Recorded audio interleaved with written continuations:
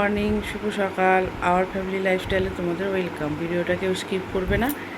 তোমরা সবাই কেমন আছো? আশা করি ভালো আছো। আমিও ভালো আছি, মানে ভালো থাকছি না, কদিন ভালো থাকছি, 15 দিন ভালো, 15 দিন খারাপ থাকছি। ওই জন্য তোমাদের সঙ্গে সেরকম কিছু শেয়ারও করতে পারছি না।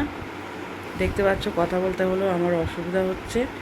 তো চলো, আজকে একটু ভালো লাগছে বলে আমি ভাবলাম আজকে একটা ব্লগ আমি আজকে করি, স্টার্ট করে ফেলি। প্রথমেই দেখো, আমি ঠাকুরের মুখ দেখে ব্লগটা স্টার্ট করেছি। এরপরে আজকে কি জানো তোমরা, কি হবে বা কি করা হবে আজকে তোমরা সবাই জানো, এটা প্রত্যেকের বাড়িতেই করতে হবে। তো দেখতে থাকো ব্লগটা। চলো, দেখতে পাচ্ছ এখন তোমাদের দাদাভাই রেডি হয়ে গেছে। কোথায় যাবে গো? ভিডিও করতে যাবো। করতে পারছি না, কতদিন ধরে তোমাদের দাদাভাই চালাচ্ছে।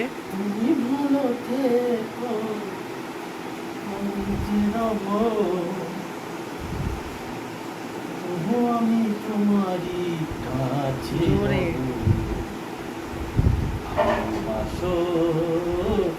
আর নাই নাও, তাড়াতাড়ি না, এসে কাজ আছে তোমার। ঠাকুরকে চাপা দেবে। দেখতে পাচ্ছ এদিকে মায়ের রান্নাও বসে গেছে।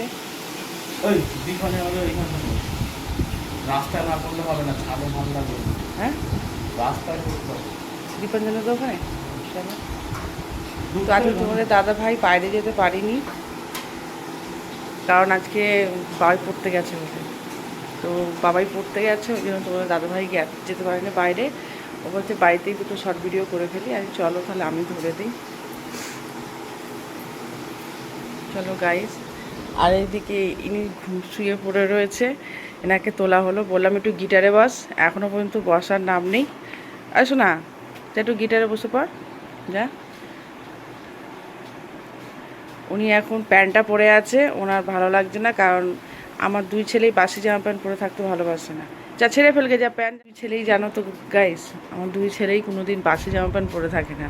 ওরা সকাল হলেই আগে বলবো মা জামা প্যান্টটা খুলে ফেলবো, অন্য জামা প্যান্ট পরে ফেলি, না হলে ওদের যেন ভালো লাগে না। বলে আমার মনটা কেরম হচ্ছে মা, গাটা কেরম হচ্ছে। যাক, জামা প্যান্ট খুলে ফেলো, নে বাসি জামা প্যান্ট খুলে ফেলে এবার যা গিটারে। গাইস, তোমাদের দাদাভাই আগে আগে চলে যাচ্ছে। কাকে আবার ফোন লাগিয়ে দিয়েছে।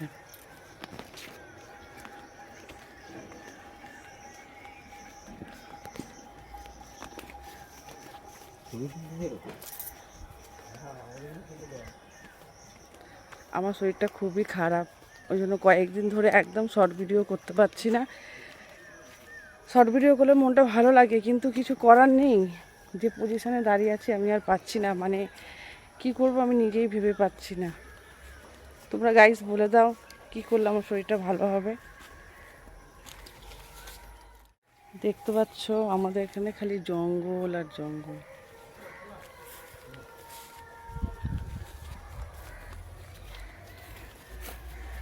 এই যে সেই গত সপ্তাহে কালী পুজো হয়েছিল আমাদের বাড়ির সামনে, তোমাদের দেখিয়েছিলাম। দেখো গাইস, সেই বাঁশ আজকে খোলা হচ্ছে।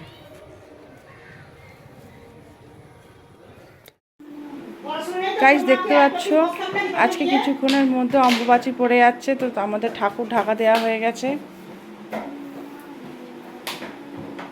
জানি এইভাবে ঠাকুর ঢাকা দিলে মানুষে হাঁপিয়ে যায়, নিজেরা যেরকম হাঁপিয়ে যায় সেরকম ওনারাও হাঁপিয়ে যায়, কিন্তু কিছু করার নেই। আমার তো একটা এক্সট্রা ঠাকুর ঘর নেই না।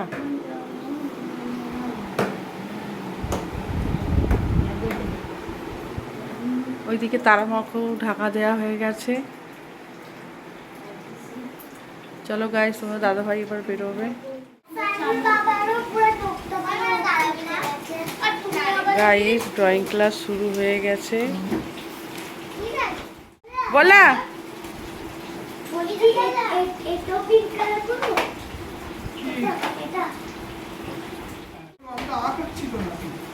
বল।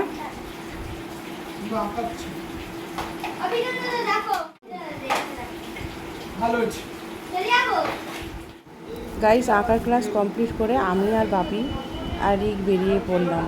ও বাপির কি বিড়ি টান, এত করে বললেও তবু হয় না। যে বয়স হচ্ছে, বিড়িটা খাওয়া কম করুন। আর এদিকে দেখো আমরা চলে এসেছি আমাদের জগন্নাথ মন্দিরে। কেন আজকে জানো জগন্নাথ দেবের স্নান যাত্রা।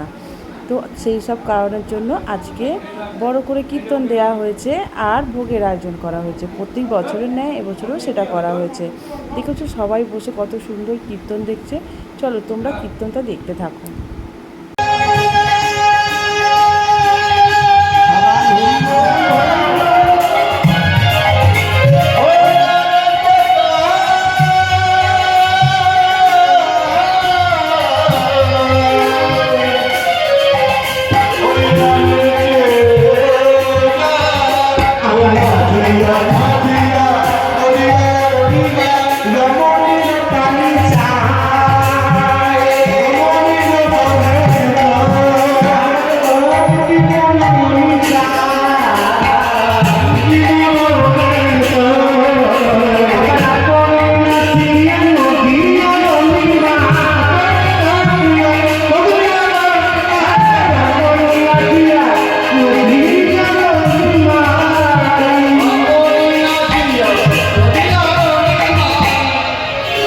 হরিনামটা হলো ভক্তির বড় কলিযুগ অভাব।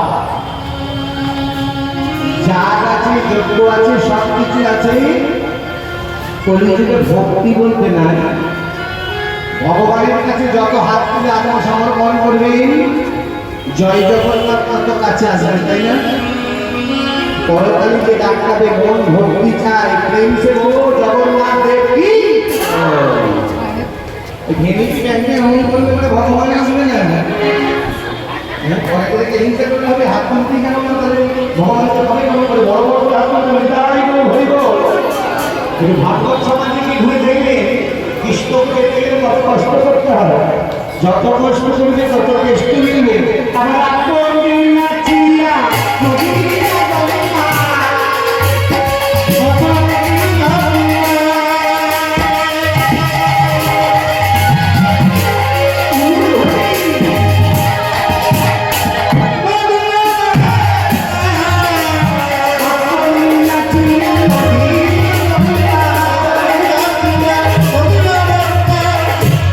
সবাই মিলে আমার সাথে হাত তুলে বলো করতালি বাজান। আরে এদিকে বাজাই না অন্যান্য করলি জীবনী না চায়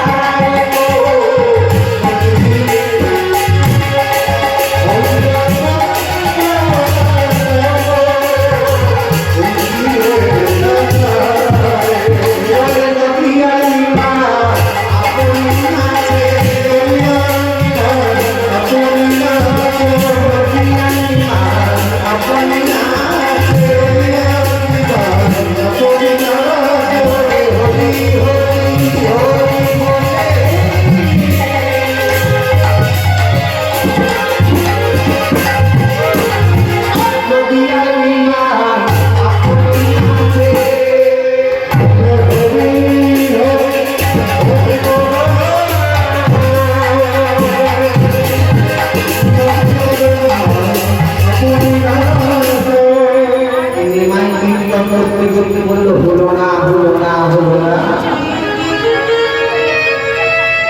আমার হরিবালা হলো না, আমার হরিবালা হলো না।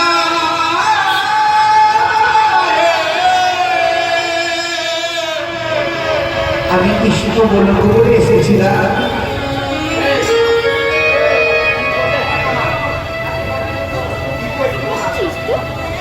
আমি হরি বলে বলে এসেছিলাম, কিন্তু আমার তো হরি বলা হলো না। দাদুর সাথে দাদাকে জিজ্ঞেস করলে দাদা কথায় আর নয়নে দেখিনি তারে কৃষ্ণ নাম দিবি খালি কবে যেন জাতির বিচার করো না। সেখানে দাঁড়িয়ে আছে কিবা ধর্মে কিবা চন্দ্রা নাস্তিকের ঘরে গিয়ে তাকে দেখতে পাও না কেন? তাকেই দেখে বলাবে হরি বল হরি বল হরি বল। নিতাই বললে গাইস ভোগ দেওয়া অলরেডি শুরু হয়ে গেছে, সাথে আছে আলুর দম ও কোনো কথাই হবে না। তোমরা জানো ভোগ ভোগ যেমনই হোক খুবই ভালো লাগে। তোমাদের কেমন লাগে তোমরা কিন্তু কমেন্ট করে জানিও। আর দেখতে পাচ্ছ পাতার মধ্যে দিচ্ছে, ও এটাই আমাদের কাছে অমৃত অনেকই। তো দেখো ভোগ নেওয়ার জন্য কত সবাই লাইন দিয়ে দাঁড়িয়ে রয়েছে। ভোগ আবার একটাতে, আমার যেমন একটাতে পোষায় না, কিন্তু কি করবো বলো, সবাই তো নেবে। একটা নেওয়াটাই দরকার, রুলস বাই রুলস, তাই কি না? এই ভোগের আলুর দম আর ভোগ এটাই কুলোতে পারা যাবে না। রাত্রিবেলা পাবো কি তার কোনো সন্দেহ আছে? পেছনে দাঁড়িয়ে রয়েছে বাপি, কিন্তু আমি এইদিকে তো ব্লগটা করছি, বাপি ভোগ নিতে ঢুকে পড়ছে, একটু মানে প্লেস পাচ্ছে না, লাস্টে যদিও প্লেস পেয়েছে ভাবছে একটা নিয়ে চলে যায়, কিছু করার নেই।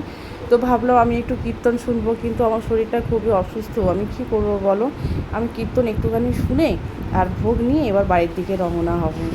আর যে দিচ্ছে দেখতে পাচ্ছ ভোগ, তার কতই না কষ্ট হচ্ছে, এতজনকে পরিবেশন করা মুখের কথা নাকি। আর গাইস, ভিডিওটা কিন্তু আমি আজকে এগালাম না, ভিডিওটা আমি এইটুকুই রাখলাম। আর তোমরা আমার ভিডিও কেন দেখছো না প্লিজ তোমরা কমেন্ট করে জানিও, তোমাদের কীরকম ভিডিও চাই, আমি সেই হিসেবে তোমাদের ভিডিও দেব। তোমরা সাপোর্ট করো প্লিজ। আর ভালো লাগলে লাইক কমেন্ট শেয়ার সাবস্ক্রাইব অবশ্যই করতে ভুলো না। আজকের মতন টাটা।